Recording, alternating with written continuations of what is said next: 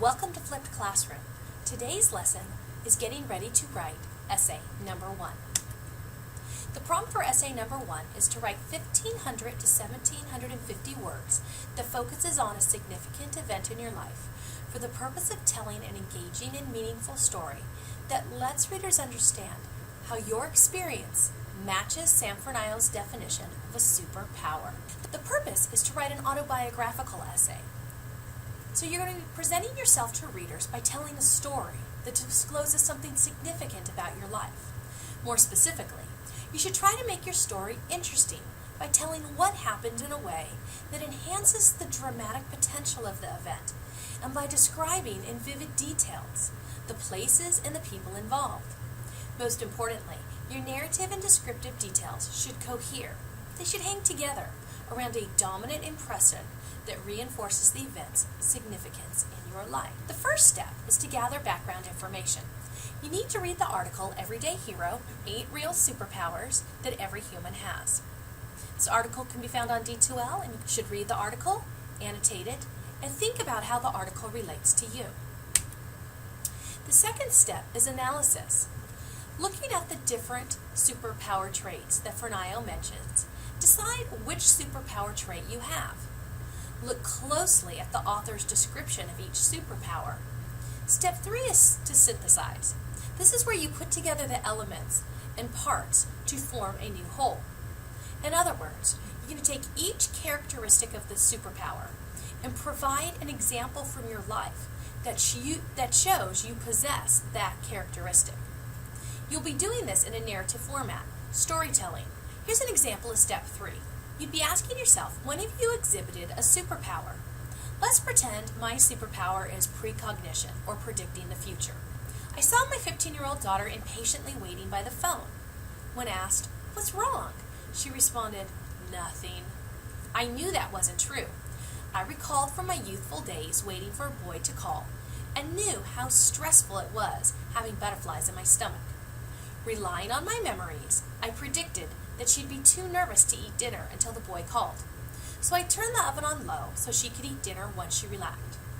Mother knows best, because moms remember their past and can apply it to the future. Notice the phrases. Those words come directly from Sam Fornio's article. Step 4 is evaluation. This is where you judge according to the standard or criteria. You are matching the criteria to the example. So, you'd have to go back to what you learned about definition essays. When you define the word, you are looking for characteristics. So look at how, for example, Sam Fornio defines precognition. What are the characteristics of precognition? Then, when you know those characteristics, match it to your story. How does your story demonstrate the superpower that you claim to have? In other words, how does your personal event match the characteristics of the word being defined? Is your story a perfect match, have a few similarities, or a combination of multiple superpowers with one superpower that's most prominent? Step 5 is drawing a conclusion. Take your personal example, the story, and make a connection to the world around us. For example, what are the long-term effects, these could either be positive or negative, of possessing this superpower? Do you need to change your life to continue or stop using this superpower? There are many ways you can outline this essay, but here's basically 4 sections. The first section would be the introduction paragraph. You'd have your catchy opening or your hook. You'd have some background information, for example, the author and title of the article, and a 2 or 3 sentence summary of the article, followed by your thesis statement. Here's a sample thesis statement. Throughout my life, I have developed and used the superpower blank, which has greatly affected my family, friends, and community.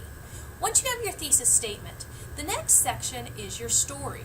Your story should be about 500 to 750 words, could be 2 or 3 pages. And this story is an event in your life where you demonstrated your superpower. So you're writing in a narrative strategy, and it's acceptable to use first-person pronouns like I, me, and my. The third section of your essay is to match the criteria. Now you are showing skills of a definition essay. Identify the traits of the superpower according to the article. explain how your story serves an example of the superpower traits. So for example, if you're writing about cloning, you look at the characteristics, Fornio says, of the superpower cloning, and then see how you met those characteristics, how you showed cloning in that event. You'd also need to evaluate it. Do you match the definition of cloning perfectly? Are there a few differences? Did your story show multiple superpowers, but which one was the main one? So the third part of your essay is the definition essay part. Part 4 is where you conclude your essay. You'll summarize the main ideas of the body paragraphs and draw a conclusion. You might want to look back at step 5 to see what is involved there.